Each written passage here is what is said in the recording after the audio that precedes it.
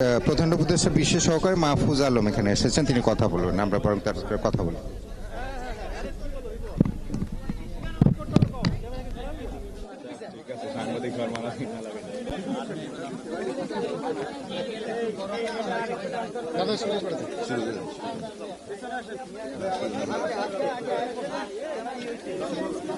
আমরা শুরু করি।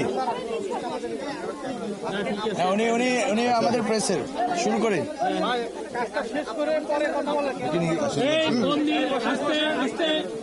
পবিত্রতা রাখেন, আস্তে আমরা শুরু করতেছি, প্লিজ।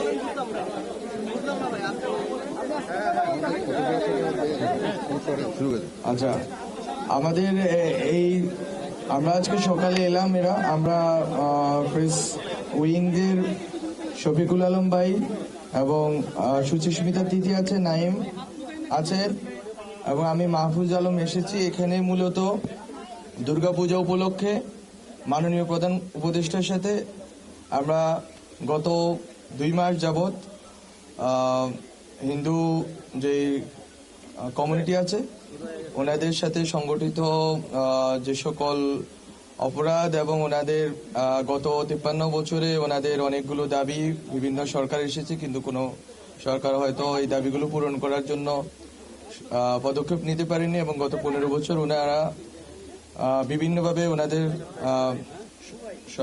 গোষ্ঠীর উপরে, ওনাদের সম্প্রদায়ের উপরে অনেক ধরনের হামলা হয়েছে। এই হামলাগুলোরও ওই অর্থে কোনো বিচার এবং যারা ক্ষতিগ্রস্ত হয়েছে ওই অর্থে তাদের কোনো পুনর্বাসনের ব্যবস্থা করা হয়নি। তো এখন আমরা মূলত গত 2 মাসে ওনারা যে সকল দাবি নিয়ে আমাদের সামনে এসেছেন ওই দাবিগুলো পর্যবেক্ষণ করে আমরা চেষ্টা করেছি যে কি ধরনের পদক্ষেপ নিলে ওনাদের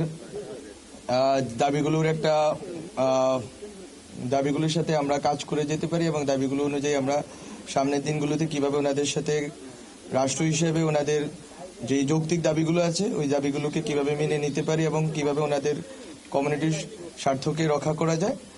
তো এই ক্ষেত্রে আমরা যেটা গুরুত্বপূর্ণ সেটা হচ্ছে যে 5 আগস্টের গণ অভ্যুত্থানের পরে আমরা দেখেছি যে বিভিন্ন জায়গায় উদ্দেশ্য পরিকল্পিতভাবে বা অনেক জায়গায় ইনডিসক্রিমিনেটলি হিন্দু সংখ্যালঘু সম্প্রদায়ের উপরে এবং অন্যান্য সংখ্যালঘু সম্প্রদায়ের উপরে হামলা হয়েছে এবং সরকার ওই সময় যতটুকু সামর্থ্য ছিল ওই সামর্থ্য নিয়ে এই হামলা এবং সরকার নয় শুধু, বরং ছাত্র যারা ছিলেন বৈষম্যবিরোধী ছাত্র আন্দোলনের এবং দেশের সাধারণ মানুষও চেষ্টা করেছেন এই হামলা এবং সংঘাত রুখে দেওয়ার জন্য।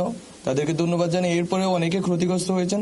তো সরকারের পক্ষ থেকে প্রথম যেই আমরা মাননীয় প্রধান উপদেষ্টা ডক্টর মোহাম্মদ ইউনূস স্যার যেটা বলেছেন সেটা হচ্ছে ক্ষতিগ্রস্ত পরিবারগুলোর জন্য উনি খুব শীঘ্রই, আমাদের কাছে মাত্র পেপার এসেছে, আমরা পেপারগুলো নিয়েছি যে আন্দোলন যারা করেছেন তাদের পক্ষ থেকে, এবং এই পেপারগুলোর ভিত্তিতে আমরা যারা ক্ষতিগ্রস্ত পরিবার আছে ওই পরিবারের কাছে প্রধান উপদেষ্টার ত্রাণ ও কল্যাণ তহবিল থেকে আমরা সহযোগিতার জন্য আমরা চেষ্টা করব এবং এটা যারা ক্ষতিগ্রস্ত পরিবার আছেন ক্ষতিগ্রস্ত পরিবারগুলো এই সহযোগিতা পাবেন।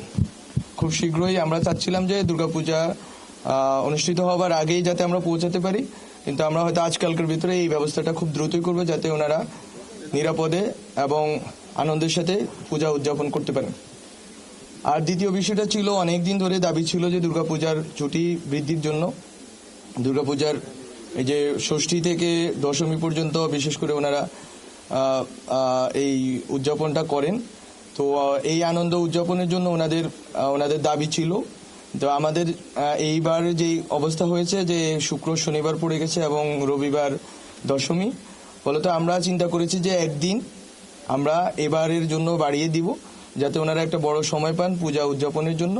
তো এইবার হচ্ছে বৃহস্পতিবারে সরকার আজকের ভিতরেই একটি প্রজ্ঞাপন হয়তো জারি করবেন। এর মধ্য দিয়ে আমরা দেখব যে পূজার ছুটি একদিন বাড়ানো হয়েছে এবং এর মাধ্যমে মূলত একটা মেসেজ দেওয়া এই দুটি উদ্যোগ গ্রহণের মাধ্যমে যে গ্রামে বা শহরে যেখানেই হোক না কেন যারা বিভিন্ন দেশি বিদেশি চক্রান্তের অংশ হিসেবে আপনারা বাংলাদেশের সাম্প্রদায়িক পরিস্থিতিকে আপনারা বিশৃঙ্খল করে তুলতে চাচ্ছেন এবং বাংলাদেশের যে গণ অভ্যুত্থানের পরবর্তীতে যে সরকার আছে, সরকারকে যারা অস্থিতিশীল করার জন্য চেষ্টা করছেন, দেশকে অস্থিতিশীল করার জন্য চেষ্টা করছেন, তাদেরকে জেনে রাখা দরকার যে সরকার খুব নিবিড়ভাবে এই দেশের সকল জনগোষ্ঠীর সাথে আছে, বিশেষ করে সংখ্যালঘু সম্প্রদায়গুলো, শুধুমাত্র হিন্দু সম্প্রদায় না, বরং বৌদ্ধ এবং অন্যান্য যারা সম্প্রদায় আছেন তাদের সবার সাথে নিয়মিত সংলাপের আয়োজন হচ্ছে, নিয়মিত বোঝাপড়া হচ্ছে এবং সরকার তাদের ন্যায্য দাবিগুলো মেনে নেওয়ার ক্ষেত্রে যথেষ্ট ওপেন আছে এখনো। এবং আমরা মনে করি রাজপথের আন্দোলন বিভিন্ন ইস্যু নিয়ে হতেই পারে, কিন্তু আমরা চাই যে আন্দোলনে এখানে যারা সংখ্যালঘু সম্প্রদায় থেকে আন্দোলন করেছেন তাদেরকে আমরা অনুরোধ করব, সরকার ধীরে ধীরে পদক্ষেপ নিচ্ছে। আপনারা এটাও জেনে রাখেন যে দুর্গাপূজাটা শেষ হলেই আমরা আইন শৃঙ্খলা বাহিনীর সামর্থ্য এবং শক্তি সম্বন্ধে আপনারা এখনো জানেন, আমরা মাত্র গুছিয়ে নিচ্ছি রাষ্ট্রকে।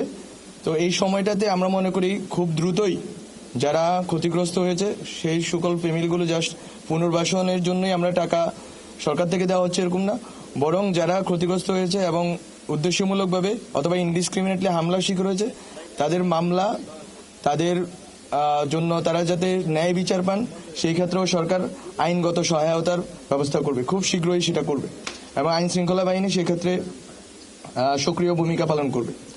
তো ফলত এই দুটি এবং সামনে এই যে আইনি ব্যবস্থার ব্যাপারে সরকারের সহযোগিতার বিষয়ে বলার জন্য আমার মূলত এখানে আসা এবং পূজা মণ্ডপ আমার প্রেস উইং ওনারা এসেছেন, ওনাদের সাথে ঘুরে দেখা।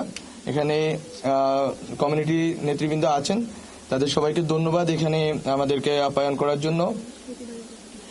হ্যাঁ জি, বৃহস্পতিবারে আমরা বললাম বৃহস্পতিবারেই একটি ছুটি হবে যেটা সরকার আদেশ জারি করবেন এবং এইবার হয়তো 4 দিন একটানা সময় পাওয়া যাবে। আশা করি এবারের পূজা নির্বিঘ্ন এবং আনন্দময় হবে।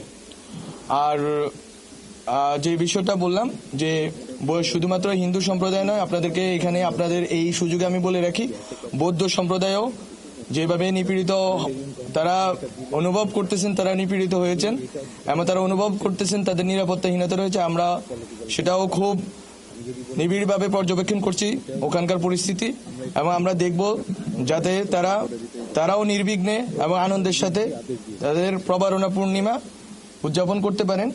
এবং যে উৎসবটি বন্ধের ঘোষণা ওনারা দিয়েছেন, আমরা চাইব বাংলাদেশে কোনো উৎসবে যাতে বন্ধ না হয়, সব জনগোষ্ঠীর নিজস্ব উৎসব পালনের নির্বিঘ্নে আনন্দে উৎসব পালনের অধিকার আছে, সেই অধিকার নিশ্চিতকরণে সরকার বদ্ধপরিকর।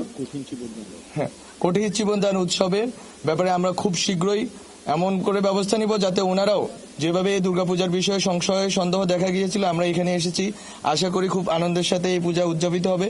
এবং যারা দুষ্কৃতিকারী তাদেরকে আপনারা এখানে, আমি গতকালকে দেখলাম যে সিসিটিভির ব্যবস্থা করার কথা বলা হয়েছে, খুবই এটা আমাদের অনেক দিনের কথা ছিল যে আমরা যখনই কমিউনিটি লিডারদের সাথে বলেছি যে যেন ওনারা সিসিটিভি ক্যামেরা ব্যবস্থা করেন, যে কোনো দুষ্কৃতিকারীকে যেন দ্রুততম সময়ে গ্রেপ্তার করা যায় এবং আইনের আওতায় আনা যায়। কোনো রকম দুষ্কৃতিকারীকে কোনো রকম প্রশ্রয় দেওয়া হবে না। কমিউনিটি লিডাররা থাকবেন। আমরা রাজনৈতিক নেতৃবৃন্দের সাথে যখন বৈঠকে বসেছি গত শনিবার, তাদের সবগুলো দলকে আমরা আহ্বান জানিয়েছি, তারা থাকবেন, এখানে ছাত্ররা থাকবে, এখানে অন্যান্য যেই সংশ্লিষ্ট বা যারা বাংলাদেশের স্বাধীনতা, সার্বভৌমত্ব, অখণ্ডতার প্রশ্নে আছেন তাদের সবাই থাকবেন। সবাই থেকে এই দুর্গাপূজা এবং বৌদ্ধ প্রবারণা পূর্ণিমা, চিবরদান উৎসব, সবগুলো জনগোষ্ঠীর উৎসবকে ওনারা নিরাপদ এবং নির্বিঘ্ন এবং আনন্দময় করে তুলবেন। এই ক্ষেত্রে সবাই আমরা বাংলাদেশের জনগোষ্ঠী হিসেবে সবাই আমরা একমত, এক জায়গায় আছি। কোন রকম ষড়যন্ত্রকারী, দেশে বিদেশ থেকে কোন রকম ষড়যন্ত্রকারী কোন রকম স্পেস পাবে না, এটা হচ্ছে আমাদের প্রতিজ্ঞা এবং এই প্রতিজ্ঞা আমরা আপনাদের সবার সহযোগিতা কামনা করছি।